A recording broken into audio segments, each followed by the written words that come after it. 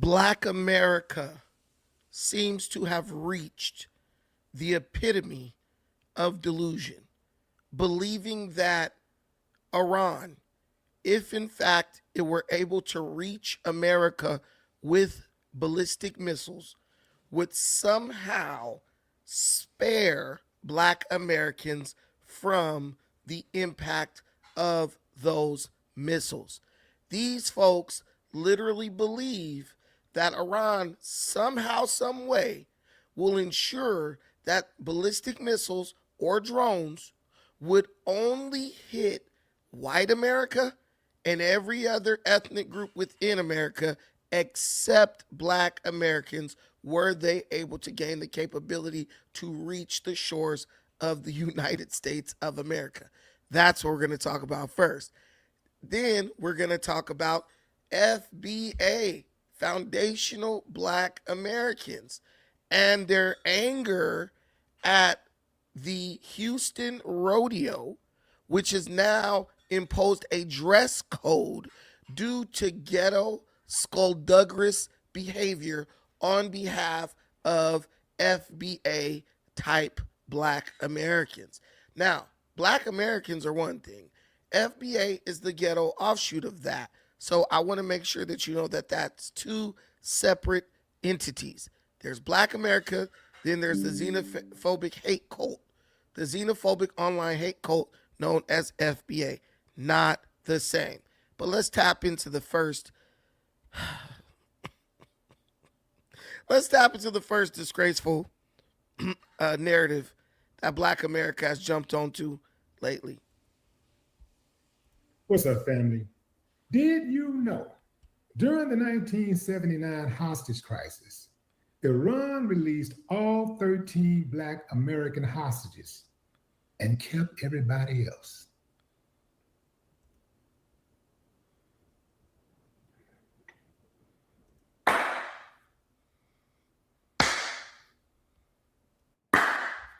I ain't got no problem with that. Now, those claps are not because I'm happy they kept everybody else. Those claps is because they recognize that Black folks was not running the show. And Iran, like, if you're watching this, like, I just genuinely want to make it clear that you have one target. You have one target. And it's that orange man in the White House. We ain't got nothing to do with this. This man want to start stuff with y'all. We didn't want to do this, y'all. I promise you, it's not us. Like, it's a big old White House in Washington, D.C., baby. That's your target. You can't miss it. It's huge. Just, that's where you need to go. Because we didn't want this. We didn't want this. I'm telling you, we didn't want this. This is Trump's doing. We did not want this. Please spare us. Stop posting timers. We're scared. Please spare us. Thank you. Iran is the first nation to stand up and say, we're not hurting or harming the Black people. The Black Americans are always done wrong. We're not hurting them. Out of the 60 hostages, 13 of them was Black. The 13 Black hostages were released. They don't want it with us. They said we already had it bad. Everybody always do what's wrong. Heard Iran said the Blacks are safe.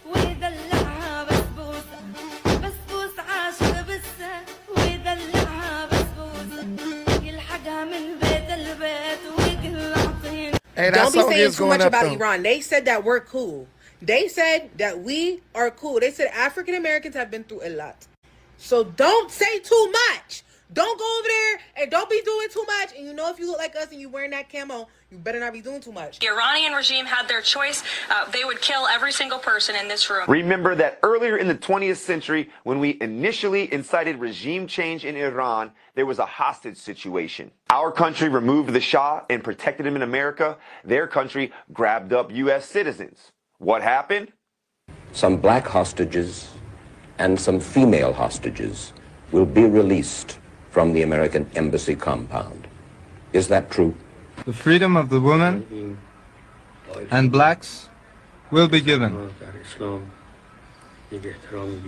And the Blacks have been oppressed in the United States. Great injustice was done unto them. Okay, so basically, you get the idea, you get the drift, the gist of what the heck is going on here. Black America basically believes in all of their delusion that somehow, if bombs were dropped on America by Iran, somehow, some way, is my sound okay?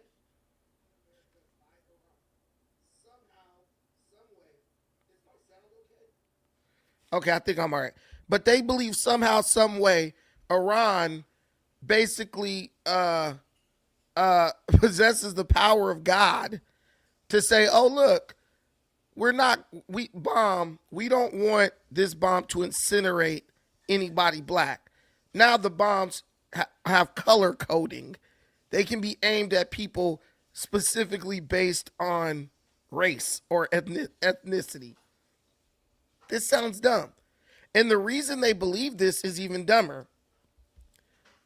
Or I should say we're black, so I'm black. So the reason we believe this is even dumber, because of something that happened in 1979, where Iran released black hostages when they took over the U.S. Embassy during the collapse of the Shah, the overthrow of the Shah.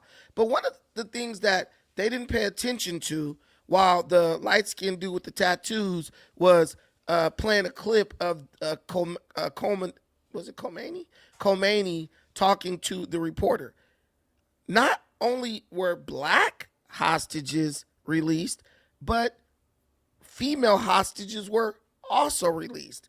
So should white women be in the streets celebrating, saying, Iran, remember you let us go in 1979. So after the United States of America has literally decimated your political ranks, make sure you spare us. It's literally delusional. It's beyond delusion. It's at this point, it's just sick. It's sadistic. Why in the hell would Iran spare just black folks? On top of that, there's all these freaking black people who live in Iran. They're known as Afro-Iranians. They're the remainder of the people who were there, who were brought there as slaves during the Indian Ocean slave trade, and they're treated like absolute crap.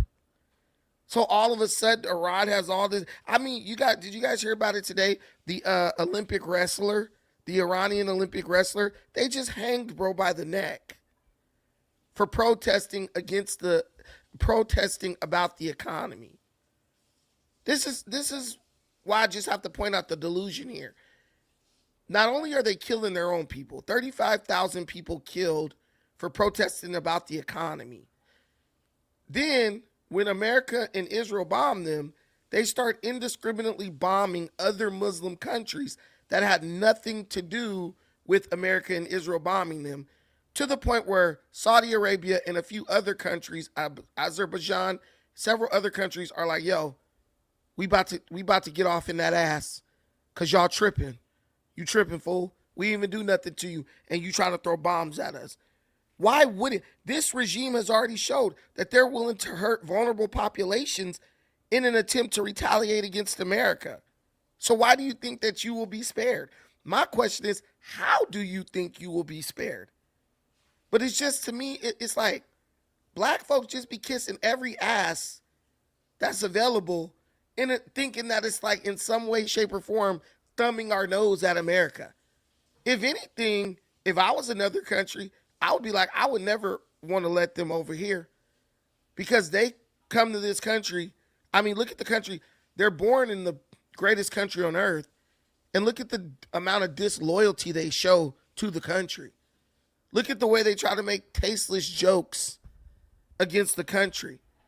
Now, of course, we had our tough times in our country, but I would ask you to name me one group of people who didn't have a tough time in their country.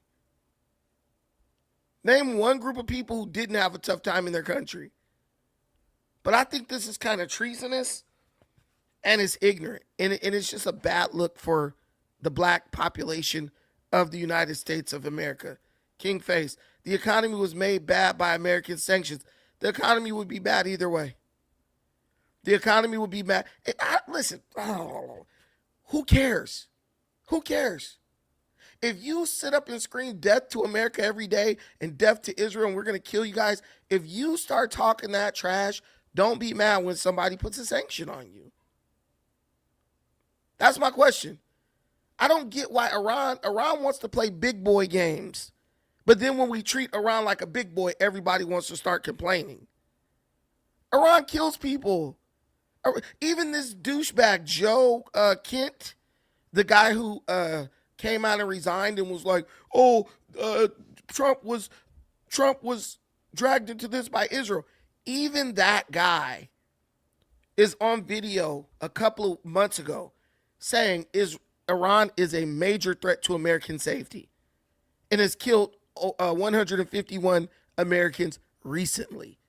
So now he's in all types of trouble because he's literally just saying Iran was a threat like 2 months ago. And now the other day he's like, oh no, Iran is no threat. They're a threat, guys. They kidnap American people. No, 100%, Alan.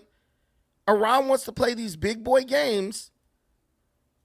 And then when the big boys start playing, then they want to start complaining.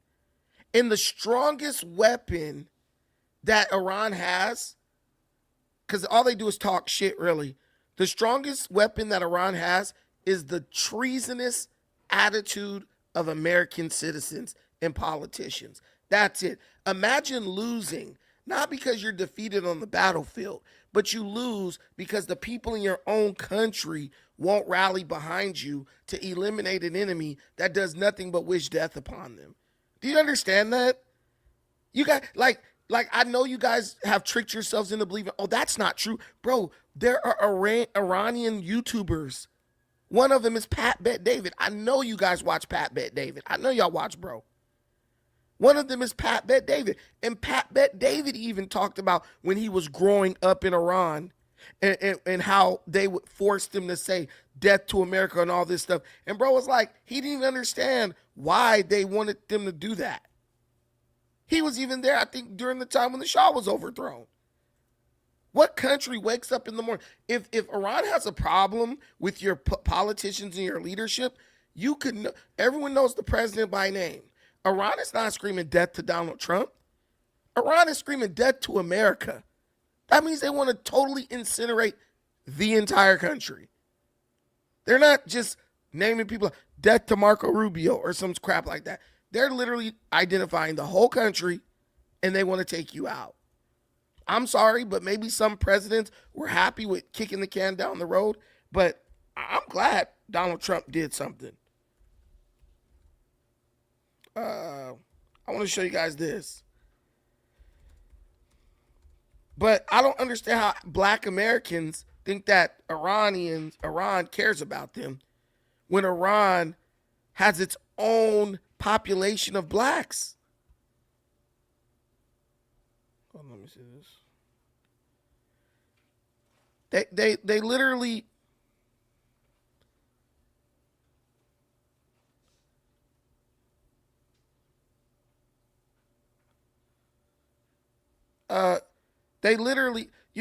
they treat their own black population like shit, but they got you fooled.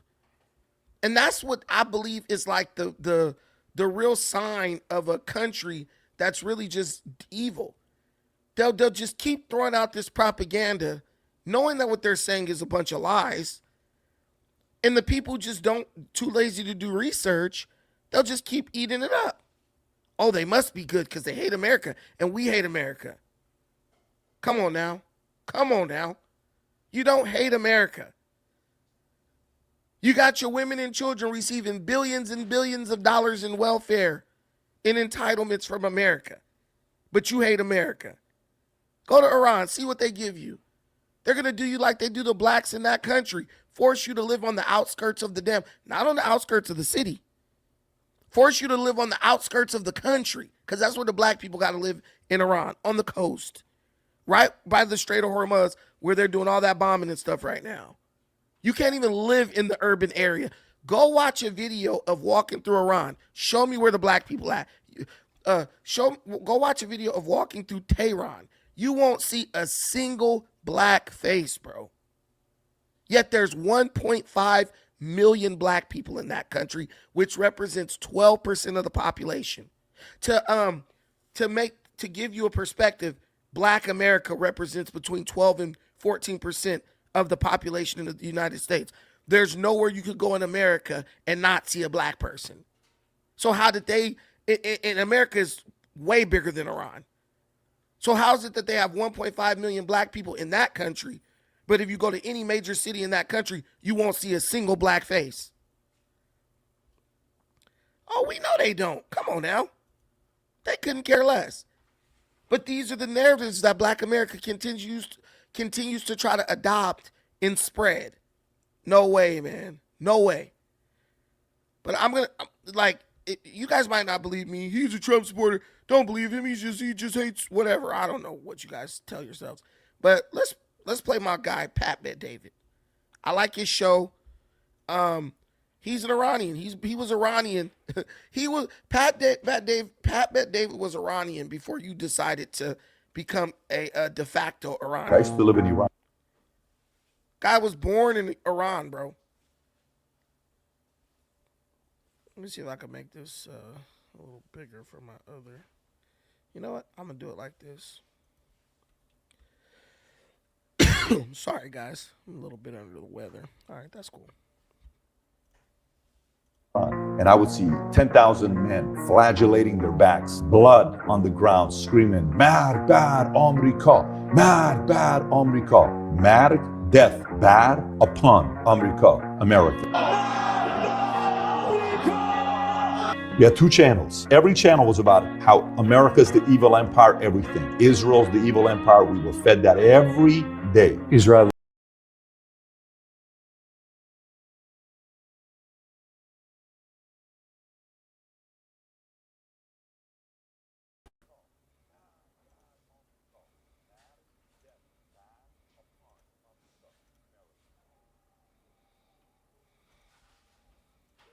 Every channel was about how America's the evil empire, everything. Israel's the evil empire. We were fed that every day. Israel, a little site in America, a big site. Always. I used to live in Iran. So what he's saying is, bro, they had two television channels. On both the channels, basically both the channels were dedicated to hating America. They didn't say America's death to just the whites. Because you know with black folks, that's what it really is. They're trying to say, oh, Iran's only going to kill the white folks. Right? Oh, you were good. You're good, Miss Berry. But that's what black people want to believe. They're only going to come after the white folks. Bro, Iranians are more closely related to white people than you. You do know that's where Aryans come from, and Aryans are white people. So I don't understand how you keep telling yourself that somehow they're going to take out their own ethnicity damn near, but they're going to spare you. It's just absolute delusion, and it gets to the point where it's not even funny anymore. And I know a lot of us take it as a joke. Oh, I'm just kidding. We're always just kidding. But remember what Craig told Smokey on Friday when he was talking about Big Worm? And he was like, who you know play with a gun? Who you know play like that? That's black folks. Everything's a joke until it's not anymore. Everything is a joke until it's not anymore. I don't get it. I don't understand it. Maybe you guys can explain it to me because I don't get it. They're going to throw bombs at America, but somehow the bombs are going to spare all the black people and only hit the white folks and the Asians. This is delusional as hell. This is delusional as hell. But they ain't never stopped us. They ain't never stopped black folks. We ain't playing. We will buy into delusion. No problem. I don't know what the hell is going on with my camera, but anyway. We'll buy into delusion. No problem. We don't care. It ain't got to make no damn sense. As long as it's what we want to believe at the time. This guy, Pat Bet-David, said these dudes was hitting themselves with whips. Blood coming out of their back. They screaming death to America. Do you think they are going to discriminate? Oh, wait, not them. Let them go. Let's just get these ones. Come on, bro. Come on. Especially if they're over there fighting. Now, there's black people over there fighting against them right now. But y'all gonna let TikTok, and that's what we do. A lot of us get our politics off of TikTok. Whatever a bunch of idiots on TikTok say, oh, that's what we gonna believe, because they must know better than we do. Boy, it must be a rough life. Must be a rough life. Oh, my boy's up. What's up, Mike? Hello, how are you doing? I'm good. How you doing? I'm doing just fine. I hope everything's well with you. Everything's good. Sorry, go ahead. You got any thoughts on the topic? Why do black people think Iran is going to spare them in the event that something happens where they can reach America? I was listening to you a minute ago, and you were saying that everything's a joke to black people and everything. And you used that analogy in Friday. But I would say that that's not necessarily just a black person thing, because, you know, I'm white, and a few years ago, I was actually beat up with a baseball bat pretty severely. But because of, no, don't be sorry. Don't be sorry. That's what changed my life, and it made my life better, actually, because I was thugging, you know, kicking indoors, and I've done a lot of things that I'm not going to say over to, you know, any kind of communication. Right. But that's what got me out of all that is that it took me getting beat up with the baseball bat to turn my life around. And now, you know, I've been sober from drugs for years. I've gained a lot of wisdom, you know, so, and I can't be mad at the guy that did it, because I was that type of person, you know, I'd beat you up and run your pockets, you know, so I couldn't be mad at somebody for doing that to me. But, and I'm actually Christian. You know, I don't know if you believe in Jesus or not. I'm not going to push my belief. But I'd say that everybody kind of does that. Everybody kind of puts stuff off until it's the last minute. And then when the last minute comes, because they didn't do nothing the whole time up until that moment, you know, it catches them off guard. Realistically, do you think it's like a coping mechanism? Yeah, I guess you could say that, or maybe a form of laziness, or maybe because something has to be personal to somebody for something to sink in. So, for instance, let's say that you go out and you buy a new Toyota or a new Nissan or something, right? And up until you bought that Nissan, you never seen another car on the road that looked like that Nissan. Never really stood out. Now all of a sudden you got that car. Now you're seeing that car everywhere. You know what I'm saying?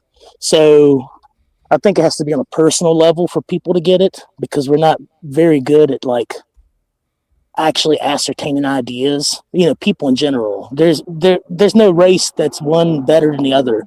You know, right. We're all people, and I don't know why people take and try to separate people into races like that. I mean, obviously there's differences in melanin or slight genetic features or what have you, but that doesn't mean that a person is not a person at the end of the day. You know, a black person is no better than a white person. A white person is no better than an Israeli person, and Iranian people, you know, I mean, so it's kind of stupid. One of the biggest questions I would ask is, why are you okay with Iran destroying only white people? There's a lot of white people who did a lot of good for black people in this country. There's a lot of white people who still do a lot of good for black people in this country. I'm just saying, is it really everyone else that's the problem, or is it us? Because in my opinion, it looks like it's an extreme amount of disloyalty. Yeah, you might have the white racists who you dislike and they did things to black people, but what about all the good white people who helped free black people from slavery? Black people also helped free black people from slavery, but not a single white person would have lost anything. Nothing would have been taken away from their life if they hadn't fought in the Civil War to free blacks, but they did it anyway. Why is it that now we're just like, yeah, F whitey all of a sudden, when a lot of white people died and risked their lives to help black people get freedom? Like it's like, you can't. It's not. Life is not as simple as we would like it to believe. You understand that whites did a lot to get you out of a bad situation, but then when it comes to another country that never did anything for you, it's like, hey, screw those white people, let them die. I don't get that. Well, I think that it's a type of, again, I'm Christian, so I think it's a type of, These black people it's a claim to be Christians too. Oh, I know, but a lot of people that I've met, and I've never understood it necessarily. Hebrew Israelites. I've had Hebrew Israelite people tell me that I should enjoy my time with my family, and that my time's short because I'm a white devil, and that I will be their slave when Jesus comes back. And if they want to believe that, that's fine. But that's such a shallow way to believe that there's some sort of superiority in a race when the Bible says that your flesh and blood won't go to heaven, because What joy does one take from telling someone you're going to be my slave? I couldn't even imagine a afterlife or a paradisaic environment where someone has to be a slave to someone else, right? Like oh no, that absolutely. that's demonic. That's demonic, man. Like when people say stuff like that, I look at them like they're possessed. I really wanted to get into this comment right here where someone said Israel is the enemy and the oppressor. Iran is fighting evil. Our leaders worship Baal. You seem brainwashed by Fox News. You don't seem to know anything about Baal or the ancient Canaanite pantheon because what are you talking about? To say Nor, these people sorry, go just ahead. don't. These people don't do basic research, and then make like generalized statements. Bro, do you know that Baal is the son of El, which is the God you think you're worshiping right now? That's Jehovah, Yahweh, all that. Baal is is his son. But did you know that? No, you did not, because you don't do research. I grew up in church, and I tell you, black folks do not read the Bible at all, barely. They got two good Te- scriptures in them. technically speaking, uh, nobody really reads the Bible, and Shoot, I do. it's, I've read the Bible well, I do 7 too. times. Yeah, I do too, and I find that the more I read it, the more I need it, because it gives me more wisdom and understanding.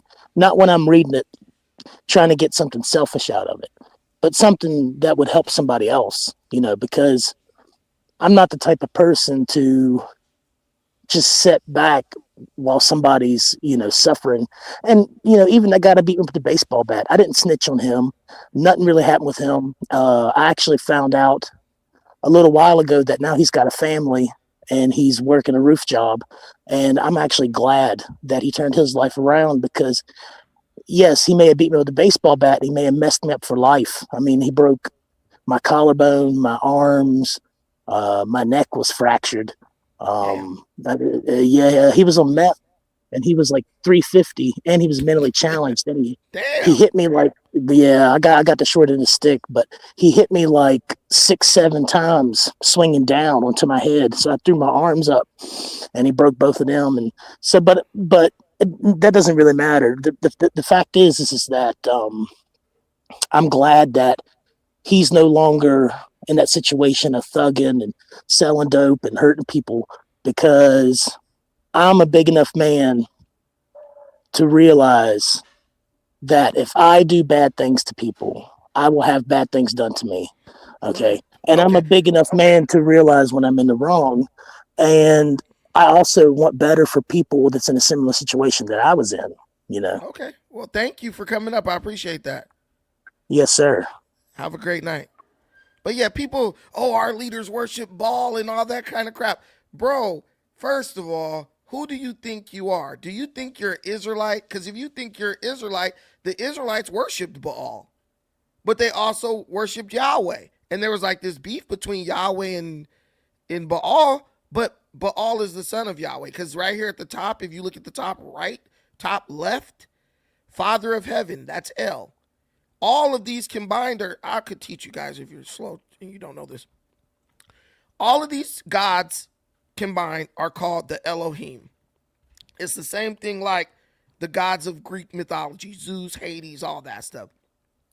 The top god, or like the Zeus of it all, is El. That's Yahweh, Jehovah, the name that's above every other name. And then from him descends him and Asherah, the goddess of fertility. They used to sacrifice kids to her too. From them descend all these little lesser gods, right?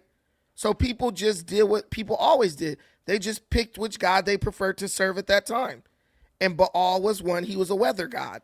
Notice all the gods have. Mot is the god of death. Baal is the god of weather. Anat is the god of war, right?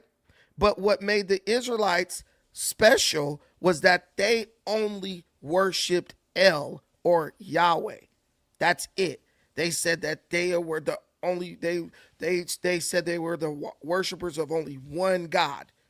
But over time, you know, people learned about different gods. They were all the Canaanites, Israelites were Canaanites as well. They were all Canaanites, but just different cliques and sects went and worshiped different gods within the Canaanite pantheon. So when you're like, these leaders worship Baal and stuff, like, I don't even think people realize how ignorant they sound when they say that. I don't think people realize how ignorant they are. If anything, I'll tell you what's funny. If you look at the people who became the Arabs, the people who started Islam, right? Islam comes from Ishmael, right? Do you remember what the Bible said about Ishmael?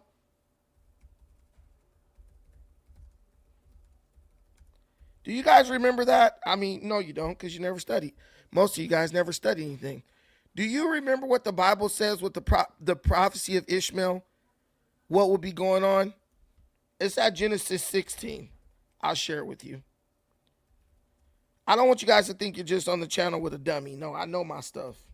I study and do research. You might not agree with my politics, but you're not going to beat me on a debate on anything factual.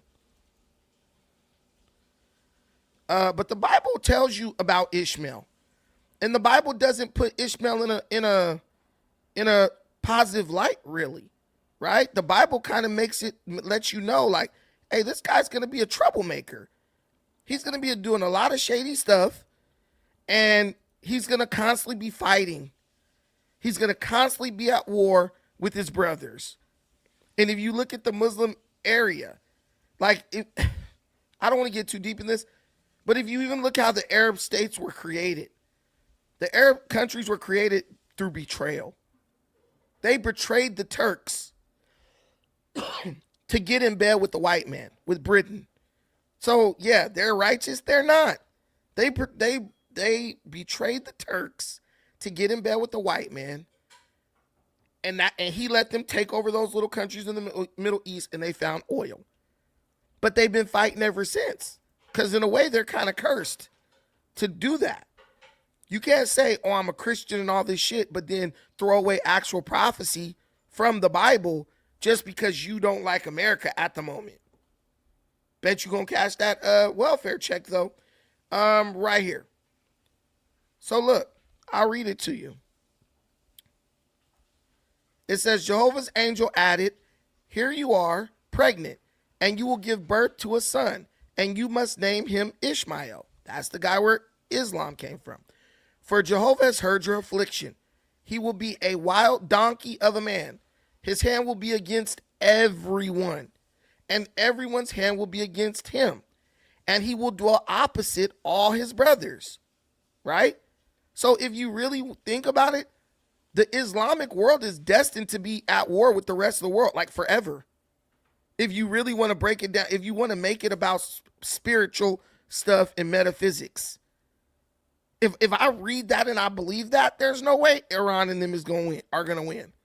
Because the Bible foretold that he would be always at war with everybody. And everybody would always be at war with him. And what do you see? This is why when you see dudes like the Iranian supreme leader, and he's just like, you're like, this guy's crazy. Why? Everyone's dead. Everyone's dead. And you're like, why don't they just chill the hell out? Why don't they just surrender at this point? And they refuse to do it. They can't. It's foretold that they're going to just be like a donkey. What is a donkey? Stubborn. A donkey is known for being stubborn. They will remain at war until forever because they are stubborn. That is the bloodline of Ishmael. So if you're on the other side where you're not working with that bloodline, you actually have a chance. You actually have a chance. You could give America over to Iran today. I'm telling you, Iran will still be fighting people. Islam is the religion of conquest.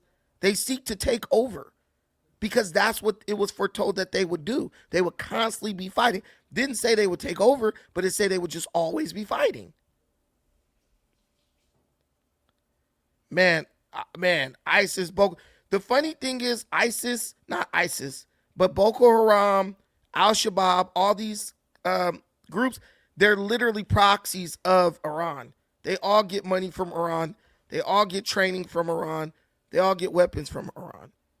Iran is fighting everyone already, but just through proxy. So I don't understand, like, Iran is actively trying to overthrow African governments, but black folks are like, oh my God, hallelujah, Iran's going to save us. They're not going to save you, bro. They're not going to save you. They can't even save themselves. Somebody told me, man, Iran is winning. I said, I don't know who goes down by 50 and they winning. I just don't. I don't know who loses as many people as they've lost and considers themselves to be winning. Sorry, I don't know what's going on with my camera, man. It's like a bottleneck on my internet or something. But I don't know who's down. I don't know who's down the way they're down and considers themselves to be winning. I don't get it. But hey, it is what it is, man. Y'all, hold on one second. I'm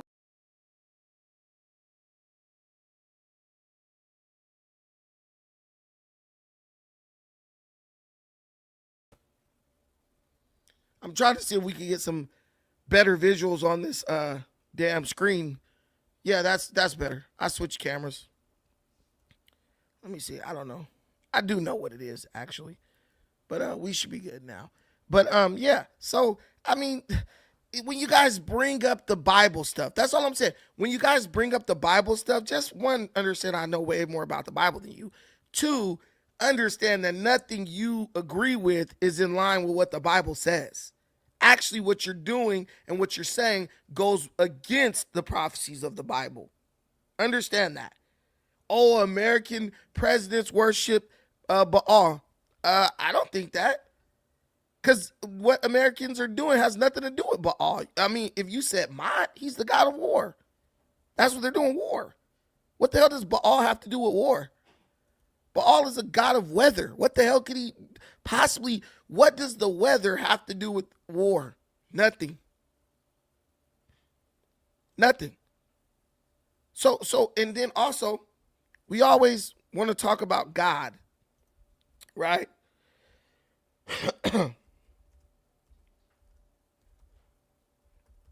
What about this? What about this? We go to Romans 13. What does Romans 13 say? Since y'all want to talk, y'all want to bring up biblical stuff, since y'all think y'all know about biblical stuff. You know, I was going to keep it light, but now I'm going to drop the anvil. Let's go to Romans 13 chapter to show you where you wrong at.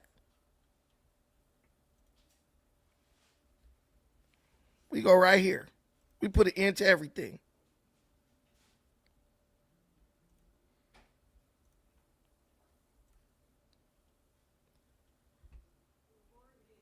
What this say?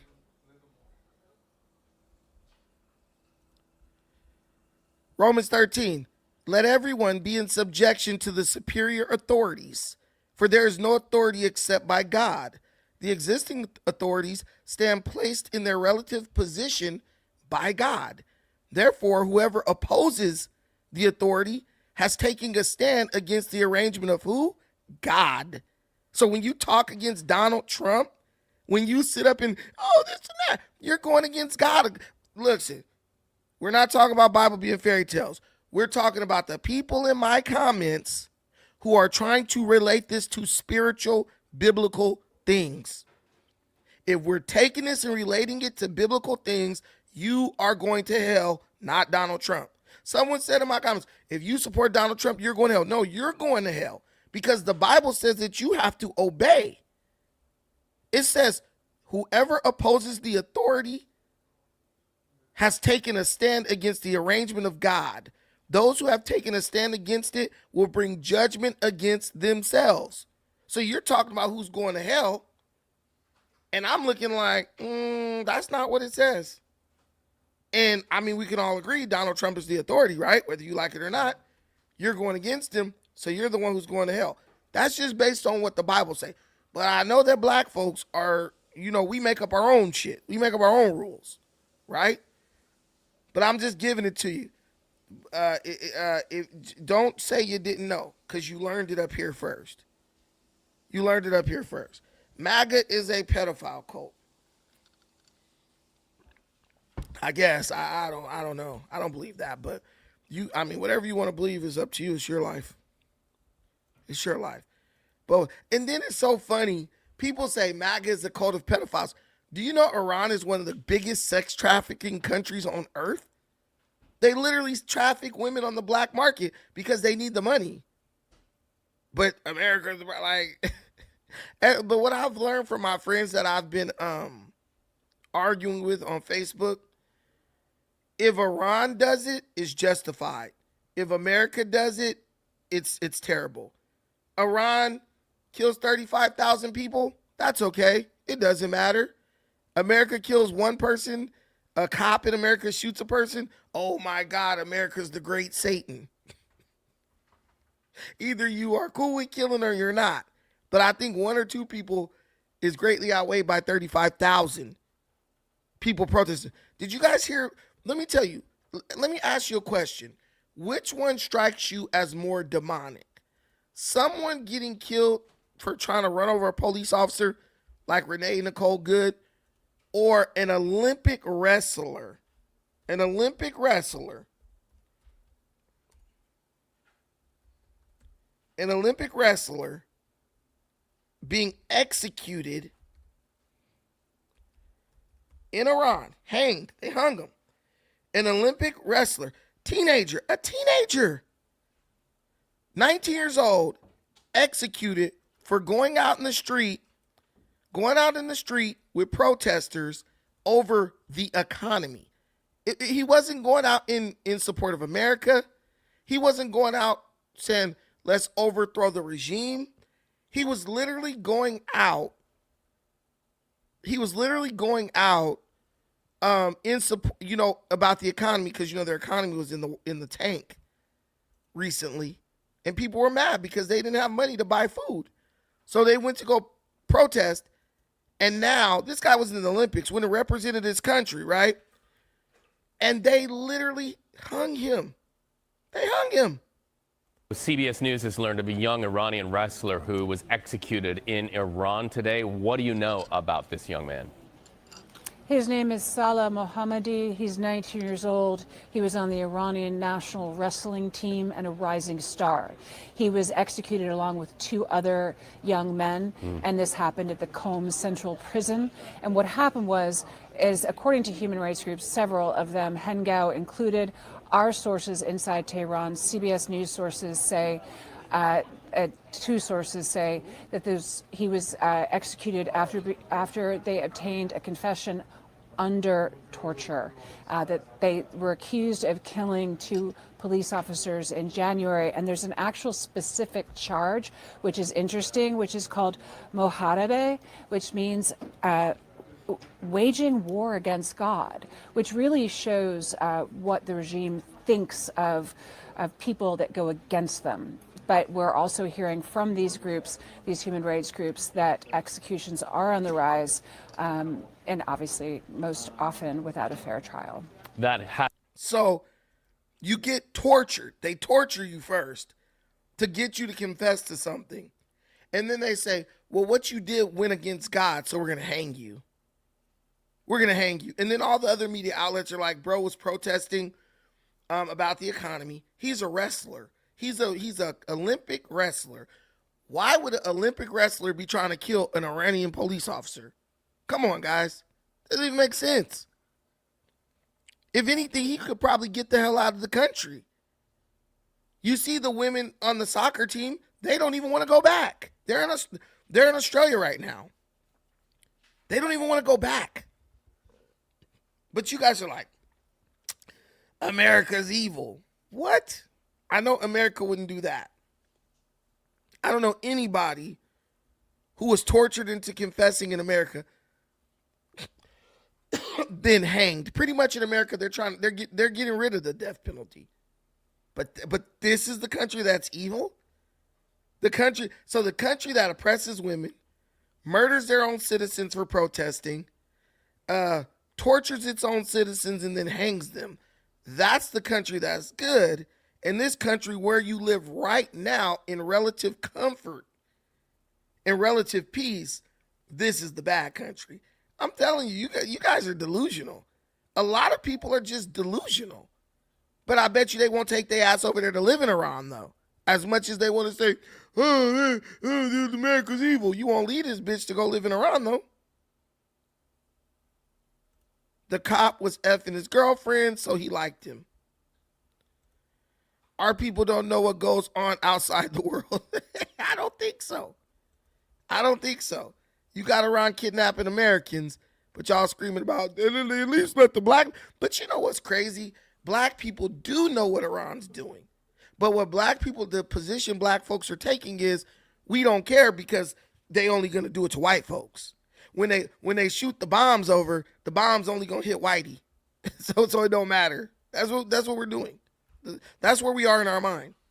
We're telling ourselves that if Iran drops bombs on America, somehow, some way, those bombs are only gonna land on white folks. Doesn't make a whole lot of sense, but that's not gonna stop. That never stopped us from believing before. So here we are. Sorry, guys.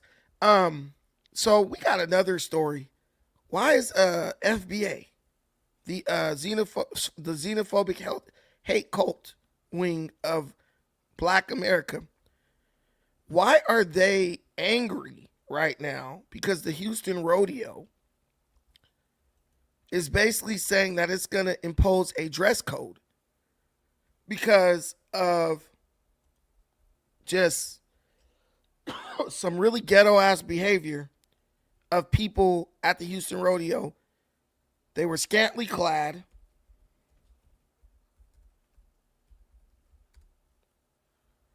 They were scantily clad, and they were raising hell. They're saying that the code of conduct is now being Rodeo Houston is being changed because they're just saying too many ghetto people, too many hoochie mamas came up there, and then they started fighting and acting ghetto. So now they're just basically like, and you know who they're aiming this at. And you know why? I know we're going to play dumb. It ain't just us. It's us. It's us. Rodeo Houston is asking you to take a second look in the mirror before attending, as they have updated their dress code. ABC 13's Liliana Pearson spent the day talking to attendees and the rodeo CEO to find out what the changes are and how they're going to enforce it. This may be a rodeo and livestock event, but it's also the perfect place to do some people watching as we all come dressed to impress. But now that perfect rodeo themed outfit might need a makeover, as rodeo officials say they have made changes to their code of conduct. This comes after an onslaught of social media posts about what some people are choosing to wear. Boots, hats, and denim. If you're attending Rodeo Houston, the fashion is one of the first things you'll notice inside the gates.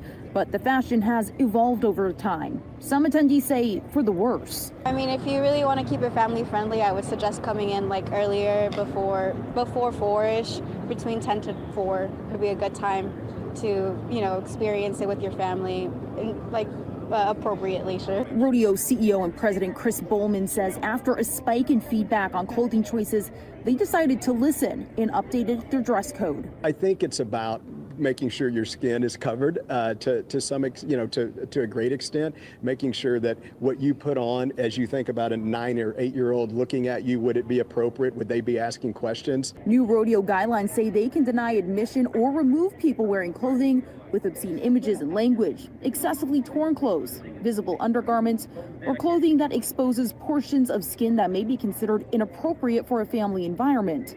Bowman says what is and isn't appropriate is subjective. Neona Graves with Texas Southern University says subjective rules can create problems when it comes to enforcing rules equitably. But if we're just going off of eyesight, how do we say what is too short? How do we say what is too revealing? If someone has like a mesh top on, do we say that that's too revealing, or where do we draw the lines? Graves says more clearly defined rules on what is and isn't okay could help ensure everyone is being treated fairly.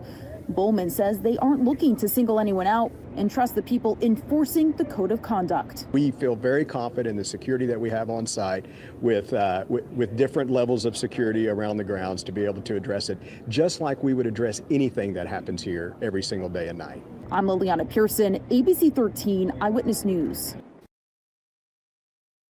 Now, this other video is kind of old, but it's a good video, in my opinion, to give you an idea of what I guess would be considered appropriate wear.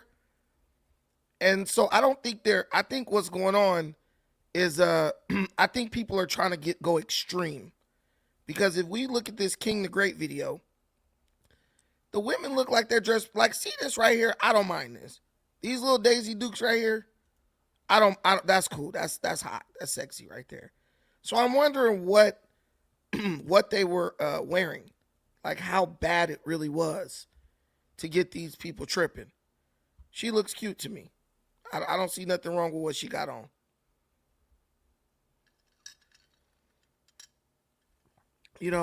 So part of it makes me wonder, is it really that it's real short, or is it just that them those out of shape women is mad because these young women is showing up looking good? Because I mean, I know you see her. She eating on the popcorn right there. See this girl in the back to the left of the girl with the booty shorts? Yeah, I promise you, she one of the ones reporting, ooh, they need to put some clothes on. Girl, you over here with a spare tire. Put that popcorn down. Put that popcorn down. Now, I think she looks good. So if they tripping about this, then they tripping. But if it's worse than this, if it's like really hiked up there, I could understand it's a kid-friendly event. I can understand that. But this was last year's rodeo, though. So I don't understand. I don't know how bad this rodeo got. It was a lot of fighting and stuff. So part of me, I mean, what she's wearing is cute as well. It's denim. She got her hat. She bony as hell. Bro, what the hell? But, I think what they did was there was a lot of fighting and stuff up there. So they just looked at what was like one of the common denominators. And they probably were all like, all these chicks who fighting was dressing some booty shorts. So let's just ban booty shorts. She looks cute. She's not like, and they look good. They look cute. I don't see what the problem is. See, I'm okay with these little booty shorts. They're not really booty shorts like that. Something like that. I ain't tripping off that. That's cool. What do y'all think of the audience? Y'all think these are too short and this is not kid friendly? I think this is fine. Some American Eagle shorts, but the sisters, man, they got that extra thigh meat. They get it from their mama. So it make the shorts ride up a little bit. Oh my goodness. Lord have mercy. So what y'all think? You think they tripping? Y'all think the Houston rodeo is tripping?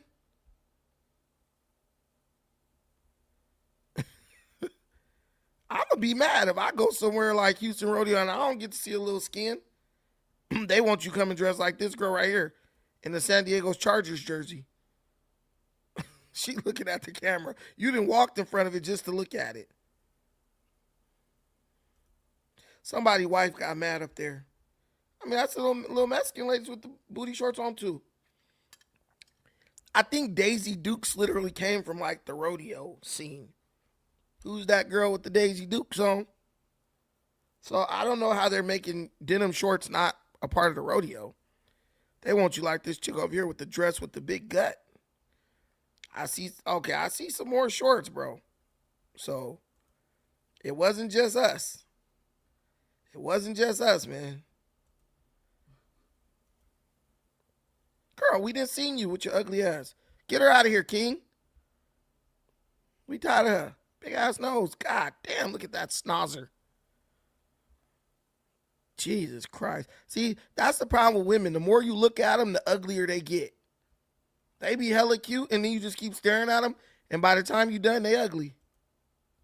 Because she was cute when she first walked up, but she stuck around too long, and I started noticing flaws. Look at that nose, dude. Dude, she got a nose like Adrian Brody. Look at that thing. Jesus Christ. Her and her mama. Jesus Christ. Nose look like Ramses the Great. That's what I'm trying to figure out, Zarth. Like, exactly what level of dress code do they want? I don't really see anything wrong with this. But then again, this is from last year.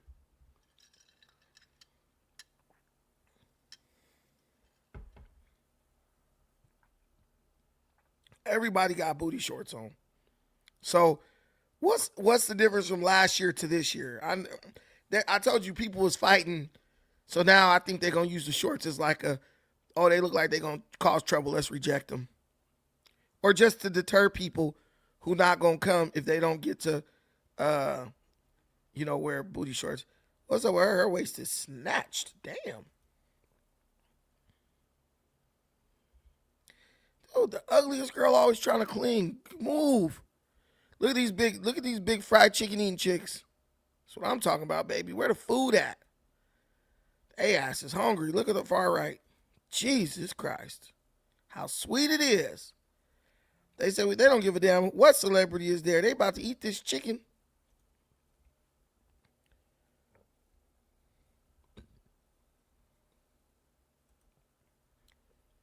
So I don't really understand what they're talking about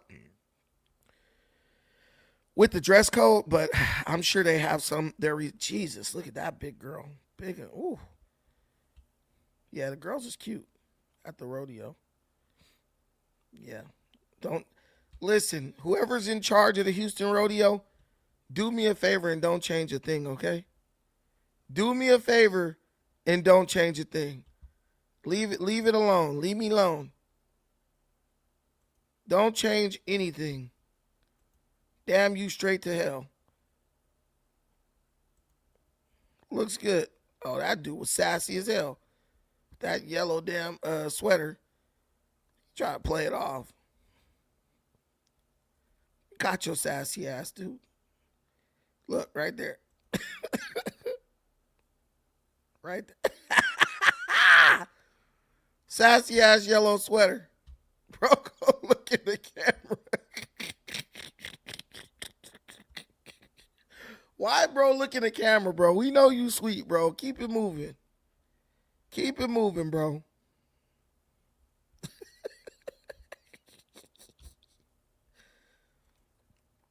Ain't no way. Like, I don't understand how people spend years on the dating scene. Ain't no way you could be going to events like this for 2, 3, 4, 5 years and not end up with a wifey or a serious relationship. These girls are too damn fine. How do you just keep doing the same thing over and over? Like, at some point you got to be like, yo, I just got to settle down with something.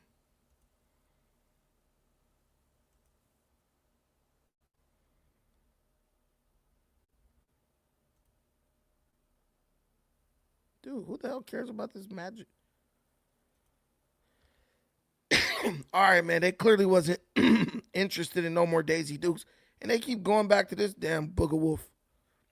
But yeah, that's last year, but I'm sure this year wasn't much different from last year when it comes to the dress code. So I really don't know what they're talking about. Don't mess the damn fair up trying to make everybody come dressed like soccer moms and stuff. Next year, they're going to say, you got to have a spare tire to get up in this motherfucker because it's a kid-friendly event. Kids ain't worried about that shit. And how late are you going to be out with your kids anyway? But, yeah. So, you guys let me know what you think about that in the comments. Do you guys think we should cover one more topic? Or have you guys had it? Do you guys think we should cover one more topic?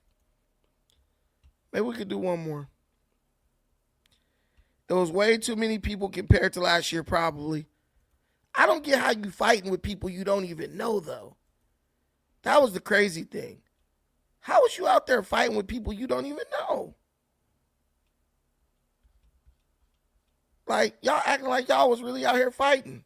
Like y'all really knew these people at this damn rodeo event. But I don't know. It makes no sense. I don't know what they care more about.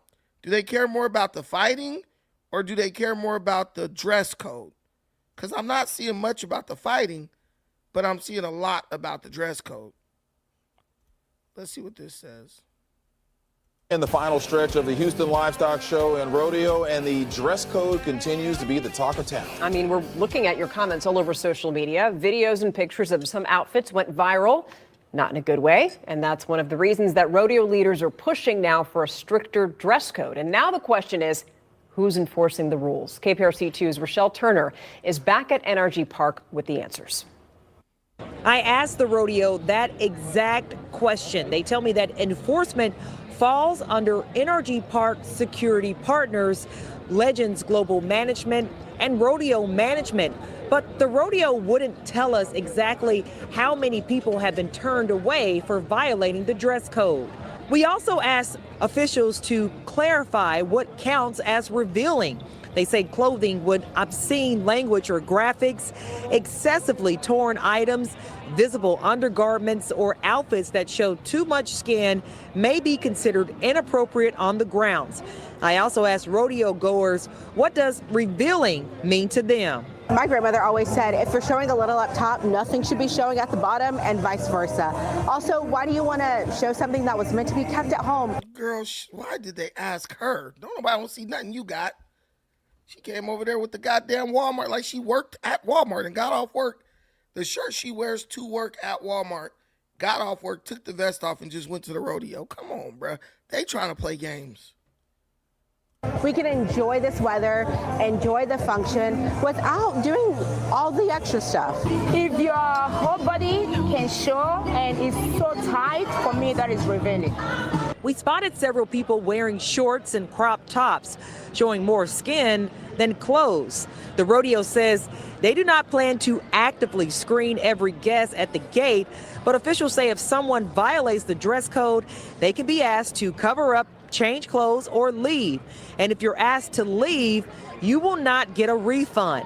I also asked people if they think rodeo attire has gotten out of control. On every single post I see, it's 20 heavier people that are dressing that way, and not the skinnier ones that I see around. And I just feel like it's fat shaming more than really their values.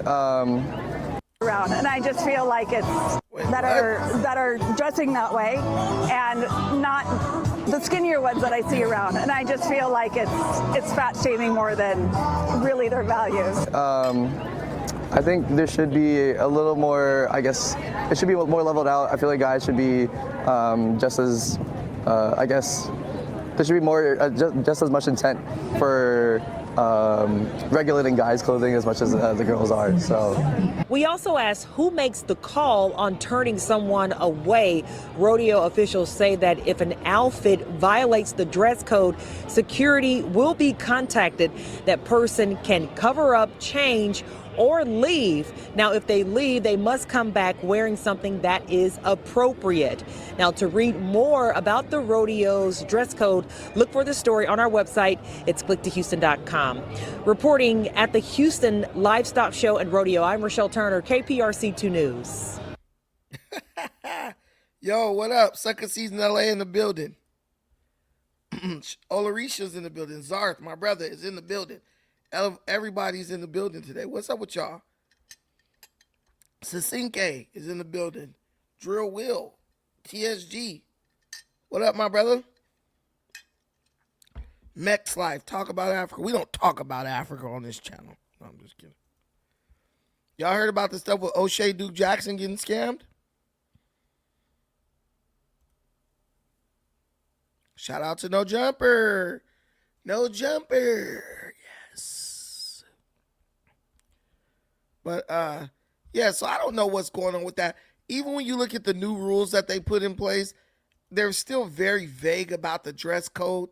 So yeah, I don't know, man. But this one girl, she was so cute. I don't see nothing wrong with her. She was like, they were talking about my outfit, and let me show you. I was wearing American Eagle shorts. I wasn't gonna respond ever again. I don't see nothing wrong with a little bump and grind. No, I'm just kidding. I don't see anything wrong with a lot of these outfits, though, especially this one. Like, when I tell y'all so many fights broke out last night, I'm pretty sure y'all see it all over TikTok. I was there. It was insane. Insane. I don't care what anybody says, but what I wore to the Houston rodeo should have been the least of y'all concern. And I told myself I wasn't going to respond to the negative comments, but I'm going to put this out there because I'm going to defend myself since I'm getting so many nasty, hateful, and really mean.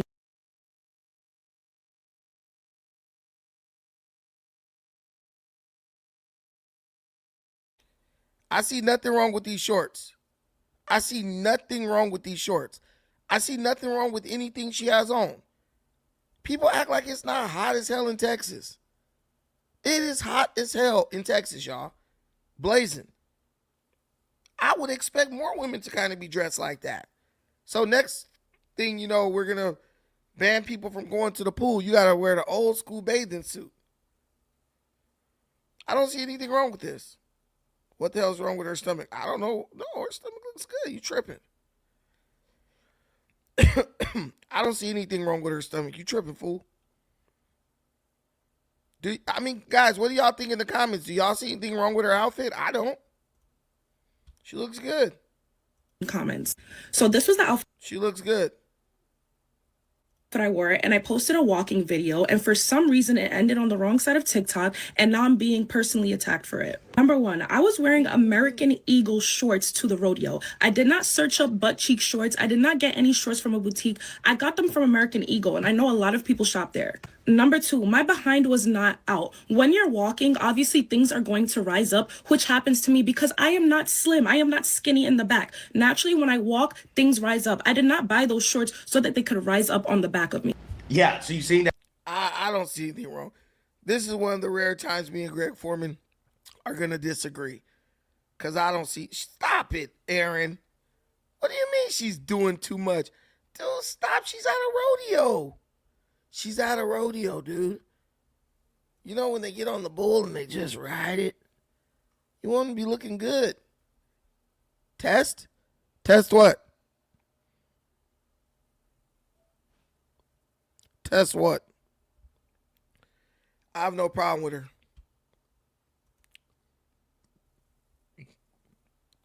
As far as I'm concerned, she's a queen. She's a queen.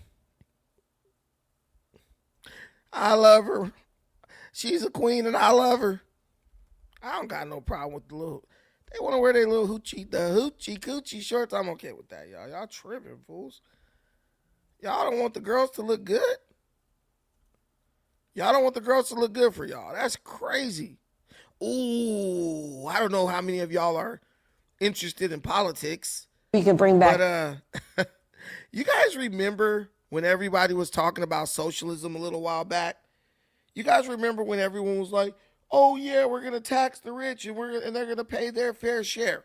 And you remember when the people in New York elected this loser, Zohran Mamdani, the quote unquote Democrat socialist, who was basically telling everybody, yeah, I'm going to give you all this free stuff and we're going to make all the rich people pay for it. Well, that seems to have backfired in New York. They told us when everyone warned them about trying to prey on the rich with draconian tax policies, when we warned them that the rich would leave and flee the city and go to different other places where they could get treated fairly, they told us, oh, the rich won't leave. Statistics show that they stay, yada, yada, yada, yada, yada. And this is why I tell you can never believe the numbers that are provided by liberals. Well, what we told them and the things we warned them of, they just so happen to be true. because now New York Governor Kathy Hochul, she's in a desperate situation right now. And she's literally begging rich millionaires and billionaires to please come back to New York. It's a sad situation, y'all. And we're here to say that the era of Trump, this was her in and 2022, Zeldin and Molinaro, just jump on a bus and head down to Florida where you belong, okay? Get out of town. Get out of town. So in 2022, she was telling Trump and all the billionaires, head down to Florida where you belong. Get out of here, right? But now it's 2026. Her tune has changed quite drastically. Because you don't represent our values. You are not New Yorkers. But maybe the first step should be go down to Palm Beach and see who you can bring back home, because our tax base has been eroded. So I philosophically don't have a problem. It is like I have to look at the fact that we are in competition with other states who have less of a tax burden on their corporations and their individuals. And I would say remote work changed everything. There were people who could only work in an office in Manhattan or work in New York. You literally told the billionaires to leave, get out of town. You don't represent our values. Your trained SEALs clap their hands. Yeah. Now, just 4 years later, they're now begging these people to come back. Ain't that about nothing? 4 years later, they are now begging these people to come back. She even mentioned the billionaires' names. State, and they were captives to our state. They were going to stay. We saw that that's not the case. I mean, Wall Street businesses looking at Texas, they're not going there because they have a nicer governor. I know that for sure. But they're going there because of the tax rate. We have to be smart about this. Boy, oh boy, oh boy, oh boy, oh boy. So we got to talk about woke So now you done ran all the billionaires out your state. Now you want them to come back. Now you messed up. Boy, I don't know why anyone votes Democrat. There is no reason to vote for these people.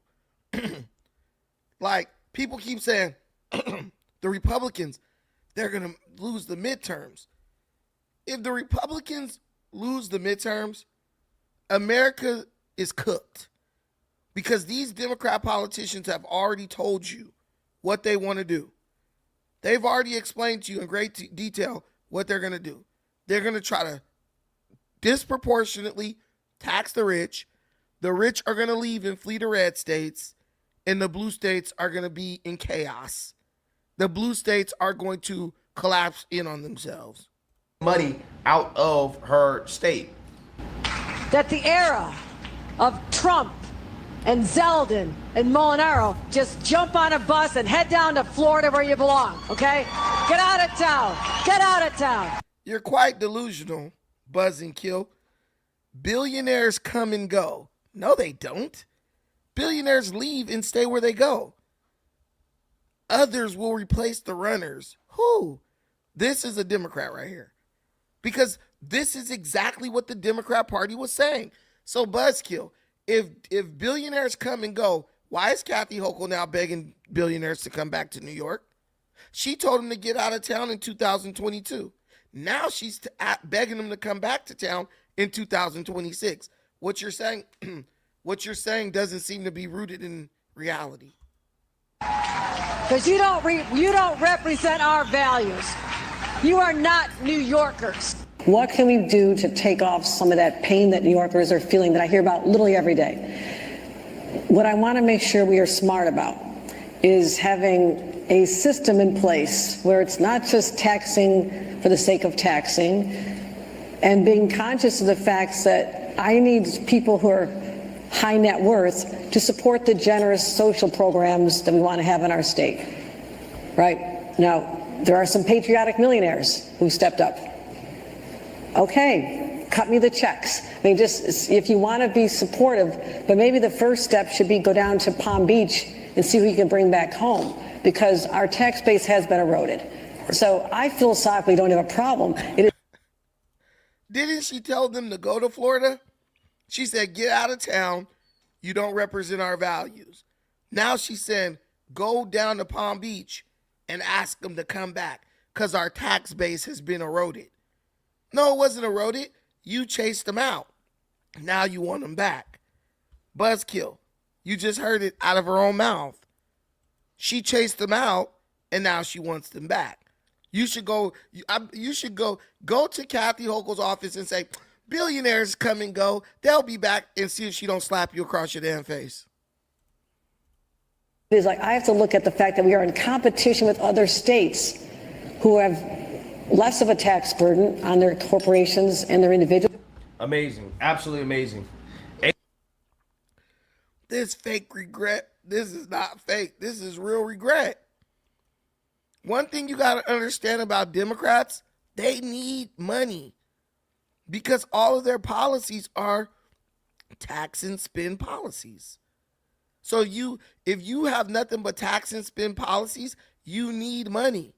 So when they get up there begging billionaires to come back, that ain't fake. That's real, because they realize that they've made a mistake and they stepped in it. They chased out the billionaires, and now they need them to come back. Billionaires are what's keeping states like New York, California afloat, because the taxes are so ridiculous, the average citizens can't afford it.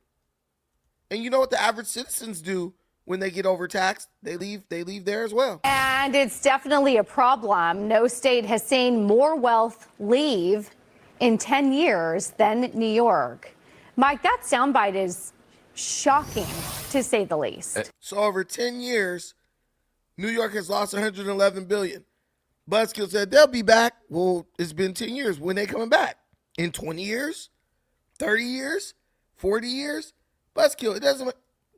I'm gonna send you the link, Buzzkill. You can come up here and help me understand the point you're making, because I don't see what you see. You're saying billionaires come and go. Well, New York has been losing $111 billion over 10 years. Where are the billionaires that are supposed to be coming back? And it's harder to become a billionaire these days. And from what I'm hearing, the billionaires are loving it in Florida. They're loving it in Wyoming. They're loving it in Texas. Because that's where everyone else is going. Man, I'm telling you, concerts, comedy shows, all that, they're doing way more numbers in those other states than they're doing even in Cali or New York. So, yeah, I don't know, bro. I gave you the link to come up here to explain it, but that's gonna be a tall task. Almost comical, but the crazy part is, I mean, she's an intelligent woman, supposedly. No one's coming back unless you change the policies that cause them to leave in the first place. Right. So just to come back because the governor, who won't change any of her policies, wants you to come back, the high net worth people are smart enough to go where their money's going to be treated best, and that's Florida. So I don't know, you have to do better than what she's doing. You want to keep people in New York to pay taxes for her social programs, you have to offer them something. But keeping it status quo, you're going to get more of the exact same, and that's people leaving. I mean, what do you say to her? This is a joke. I mean, nobody that's gone down to Florida is coming back. What was the old expression? Slim and none? I won't use the third word. Slim and none. About people that went to Florida, went to Texas, they're not coming back. She's kind of saying the quiet part out loud, right? We just want you back so you can fund our far left policies in the state. Won't happen. It won't never happen. And right now, I'm worried about New York because once they want to lower the estate tax, and I'm over a certain age. I'm eligible for estate tax. My kids will hate me if I don't move to Florida because they want. But they're punishing not only the rich, they're not only punishing the billionaires and the millionaires. They want to reduce the estate tax from $7 million down to $750,000. Everybody's house in New York is worth $750,000. So they want to punish everybody. Yeah. It just doesn't work. They don't realize that. I should come back so I could feed the migrants. Always wonderful to see you again, Benny. What do you make of Governor Hochul? Voters are slamming her. She's already running out of other people's money. And this is right as Socialist Mayor Zohran Mamdani wants to grab more of their money with higher taxes.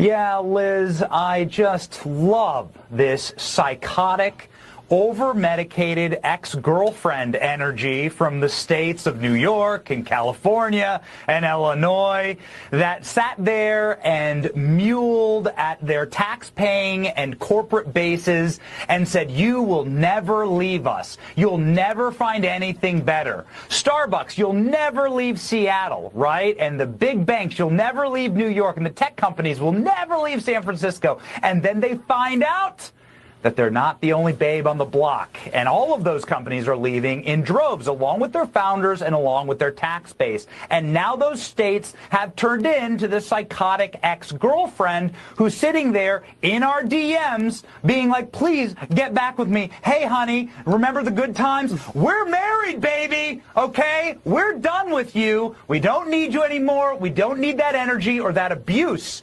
And I got to tell you, man, Jeff Bezos, Mark Zuckerberg, the guys who founded Google, Elon Musk, they're sitting pretty on the beach in Palm Beach and in Florida, knowing that they won't be harassed, they won't be abused, they won't be overtaxed, and that they're safe in this Republican supermajority state. Exactly. I mean, dude, I'm looking at what my brother in the comments is saying, but what is happening doesn't really coincide with what you're saying. New York is hurt right now. They've been unfriendly to billionaires. They swore they would never leave because they thought, oh, it's just too much money to be made in these cities. But the reality is, as New York and LA become more unaffordable for the citizens have less money to spend on luxuries. They have less money to spend on Starbucks and all that. So they end up just like me. I love buying my coffee, but dude, if money's tight, guess what? I make my coffee at home. I bought me a little coffee maker off Amazon for like $10. Best investment I made all year last year. Probably saved about $300 on coffee last year just because of that little machine. So, yeah. Speaking of coffee, you guys can contribute to the stream. You can buy me a coffee, whatever you want to do. The super chat is available for you all. I personally like to do a goal of $5 super chats per episode. It's a bit late. I did not put that in the comment section earlier. But if you are in a position to do so, we appreciate all contributions to the stream. So, yeah, you can make a super chat donation by hitting the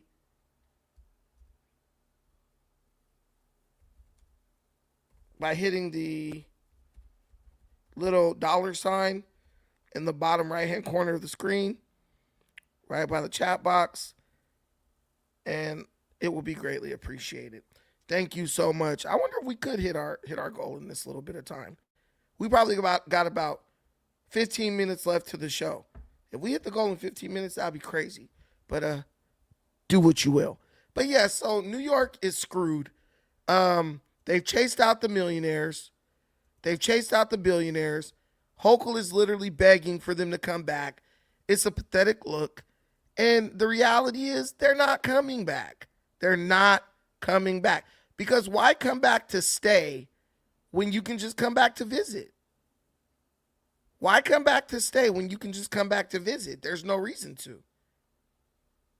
They come, live that New York nightlife for a weekend, or come for 2 weeks, 3 weeks, 4 weeks, and then they go pay their taxes to the state of Florida.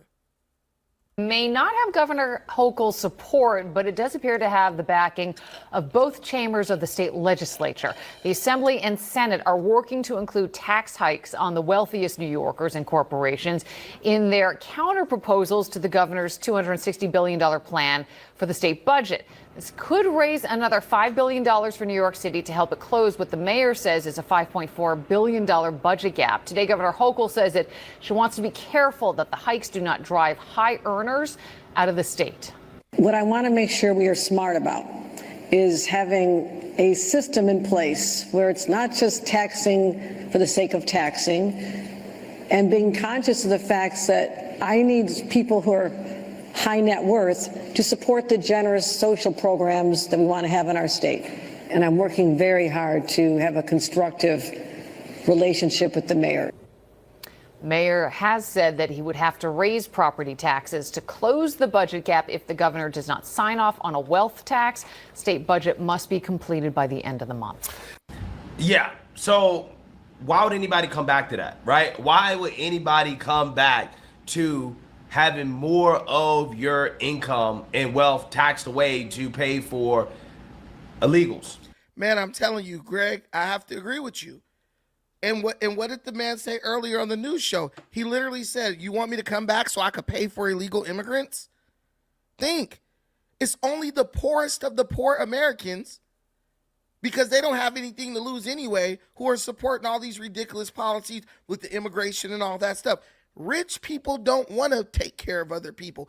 Rich people are already taking care of poor Americans. You may not know this, but the rich pay the majority of taxes in the country. Rich people pay like 70% of all taxes in the country. So rich people are looking at this stuff like, dude, now you're trying to hit me for even more money? Why would they go back to that? You could tell yourself whatever you want. Oh, yeah, hunky-dory and glory. No, dude, no. Nobody lines themselves up to get abused. You got to be dumb. And that's the beauty of America. You don't have to stay in any particular state. You go wherever you want to. But there's states like California, which is funny. They know they've screwed over, their billionaires and even their upper middle class. So now California is trying to impose this crap where they are trying to still tax you. They're still trying to tax you even after you leave. They're trying to, and they've been talking about this as far back as 3 years ago. They want to tax you to leave. So they're chasing out the billionaires. They're chasing out the millionaires. They're chasing out the upper middle class. They know they can't live. They know they can't survive without that revenue. So what they're going to do is they're going to make an even bigger mistake where they try to tax you just to leave. And what does that do? What is taxing people to leave going to do? That's going to make people never want to move in. There might be a millionaire who I'm new money. I want to go to Cali. Now, they're not even going to think about coming to Cali. California has an exit tax for certain individuals, saying that's fine. You want to leave California and you're going to do everything by the book, but be careful, because if your estate value is north of $30 million, excluding your primary residence, you have to pay an exit tax for leaving California. It's painful but true. Yeah. And this is a shocking concept because generally that tax is based on unrealized appreciation of the assets held by that person. And in today's tax world, generally we don't tax unrealized appreciation. But what California is saying is you earned this appreciation as a California resident. And we know what you're doing. You're leaving the state to avoid taxes.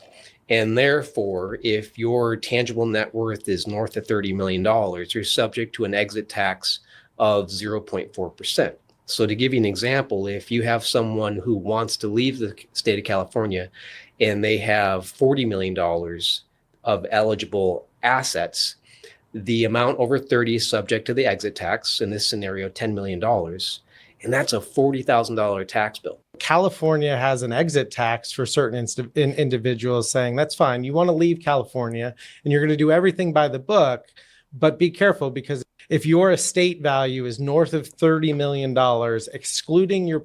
And so even if these people were like, okay, we'll go back or we'll move in to give it a shot. Now California's like, nah, we want to tax unrealized gains, money you haven't even earned yet. So if you have a company, you start in California, your company gets a valuation and they're like, oh yeah, your company's worth like $1 billion. You haven't made $1 billion, but that's what your company is worth in the eyes of the people who evaluate it. California's like, we want to tax you on $1 billion you haven't earned yet. Now, does that make sense? We want to tax you on $1 billion you haven't even made yet. They're just, I'm telling you guys, Democrats do not know how to run an economy. They don't. Their mindset is keep giving us more money so we can keep spending it. And when we run out of your money or we waste it, we're going to hit you up for more money. Buzzkill, shout out to you for the $1.99. I appreciate you, even though you are often wrong. I don't see how I'm wrong. Everyone's, all the smart money, everything we've watched so far, says that we're right. The governor of New York, who's a governor, is saying that I'm right. That's why she's begging people to come back into her state that she ran out 4 years ago. Thank you for the $1.99, though. But I don't understand. It's delusion. I live in California, so I know Democrats are delusional. They'll argue up and down for a point that's, they know it's not good. They know the point has no footing, but that doesn't stop them.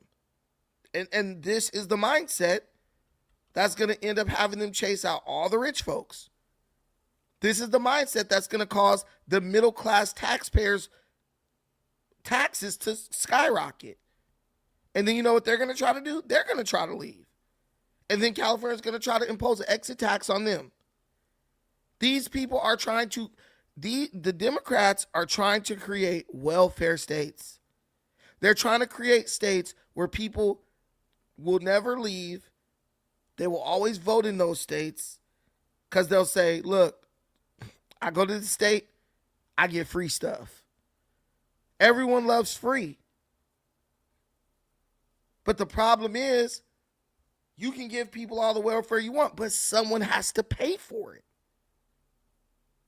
See, I haven't left because I work every day. I work. I literally work. And I manage my money. But I'm not a billionaire. I manage my money. I scrimp. I save. I don't do a lot of wasteful spending. I have a really good deal where I live. Man, I mean, but my situation is a little bit different because of family. And then on top of that, because I have a tendency to hold on to things, right? So like when we moved into our house, we kept paying the rent on our apartment. So then when we eventually moved out of the house to rent that out, we were able to go back to the apartment we were staying in prior to that. And the rent at the apartment was so damn cheap, it didn't make sense to let it go. So we moved back into the apartment. Now we have like super cheap rent at the apartment. We're right by the beach too. But I've had the apartment for like 12 years, almost 13.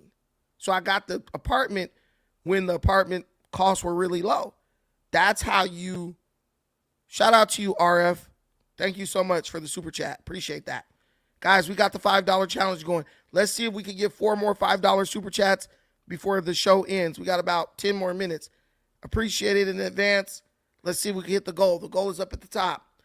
Anyway, so yeah. So I would say that I have a special set of circumstances.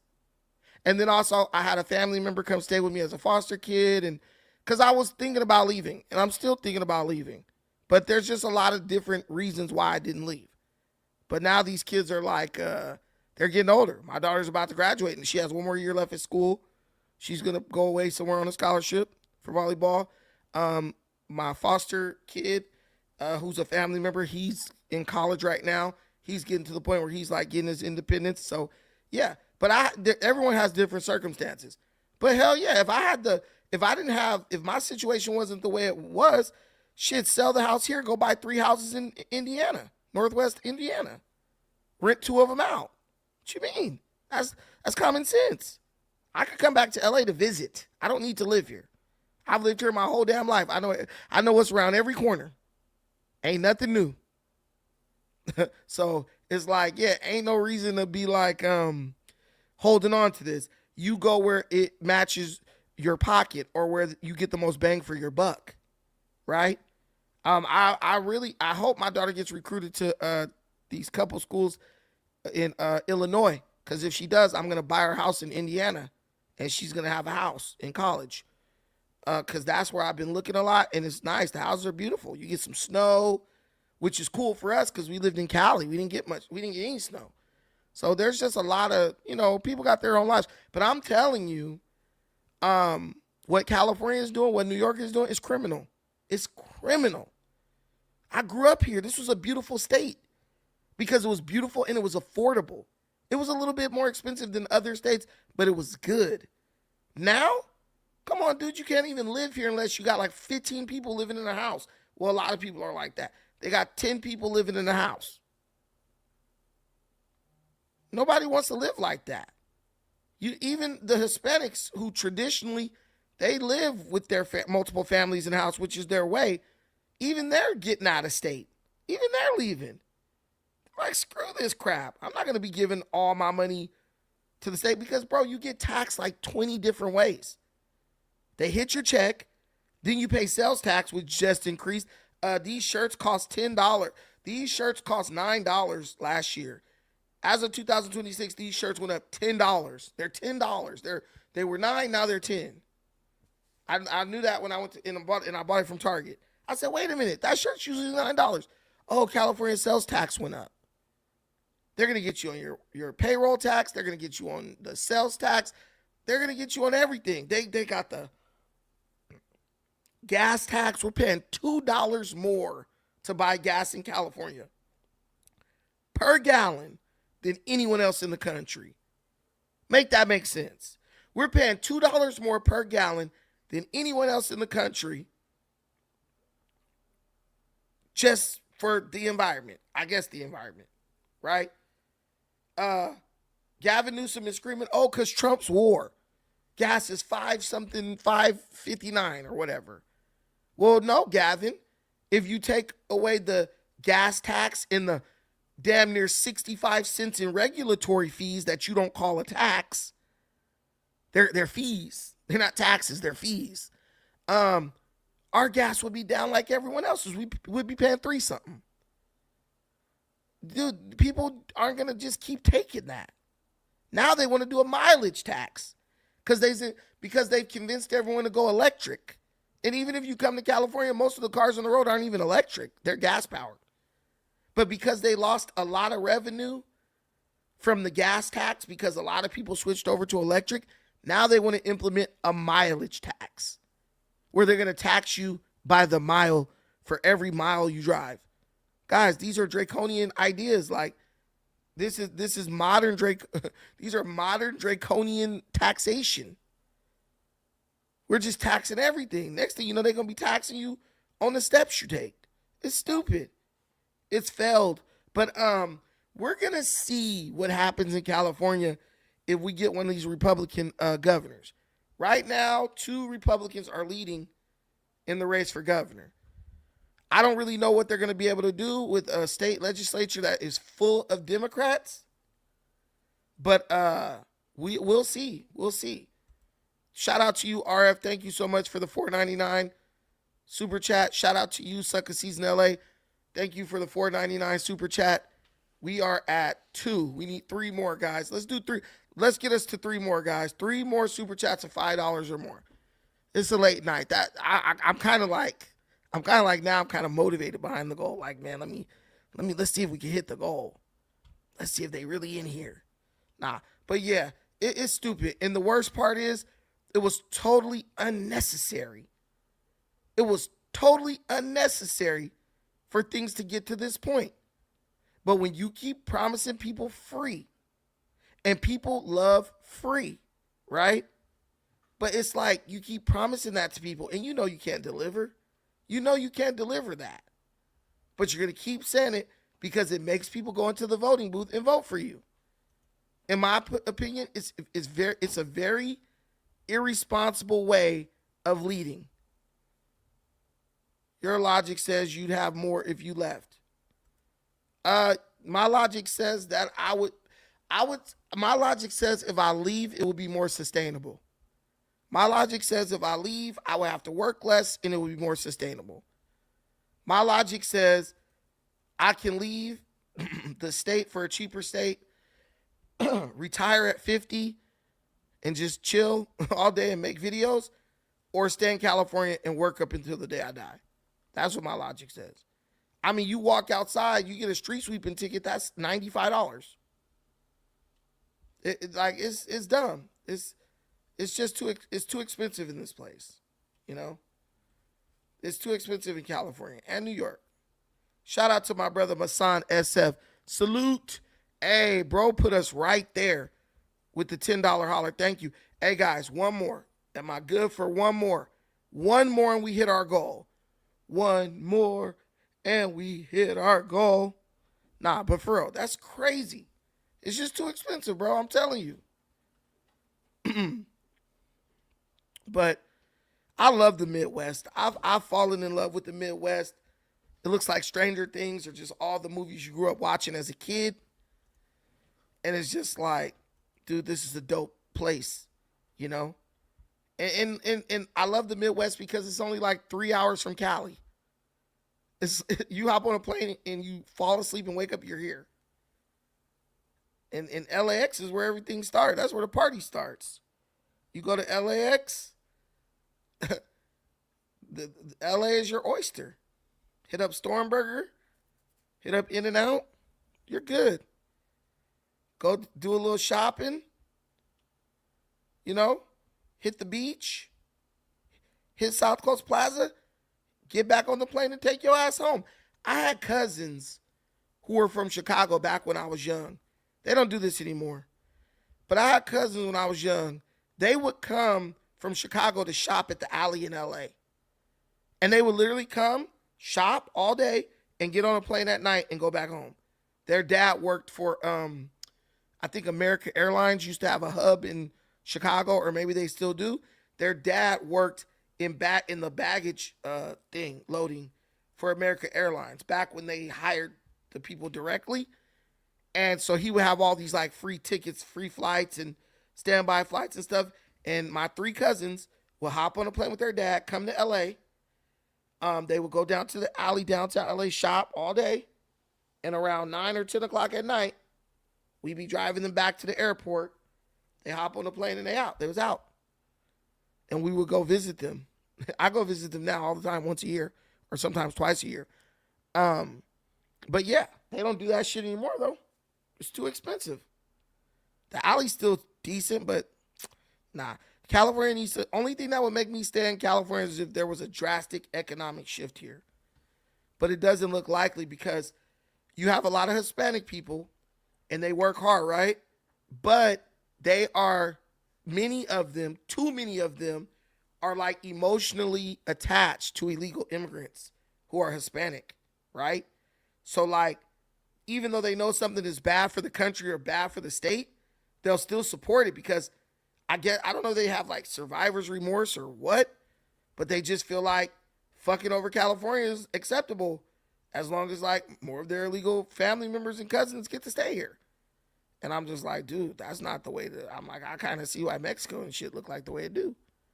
Shout out to Sticks and Stones, a.k.a. Sucker Season LA, for getting us to the goal of $5 super chats before the time was up. Thank you, my brother. I appreciate that. I appreciate all of you guys who contributed to the stream. Shout out to my boy Donnie Blitz in the building, the honored guest, star no jumper moderator. He's in the building. But yeah, the show, I think this was a good show, guys. I think this was a good show. Solid. But yeah, so we'll be back tomorrow. I'll do another live stream. And guys, feel free if you want to recommend titles, topics, whatever, let me know. You can send them to me at my email. Let's see, at Gmail. I'm putting in the comments. And I'll definitely cover them. Because I have a hard time deciding what to talk about. Azazel, my brother's in the building. Good to see you here. But guys, I'm going to head out. I'm going to eat dinner real quick before it gets too late. It's already 9. Got me some chicken breast in the oven right now. So I'm going to go eat my little dinner. And Afro Man trial is crazy. I need to talk about that. I'm going to cover that in the morning. I'm going to do I'm gonna do a pre-recorded video on Afro Man trial. That shit's crazy, bro. But yeah, so I'll holler at y'all tomorrow. Thank you so much for watching this. I appreciate everything you do for me in this channel. Till the next time, take care of yourselves. But most importantly, please take care of each other. Peace.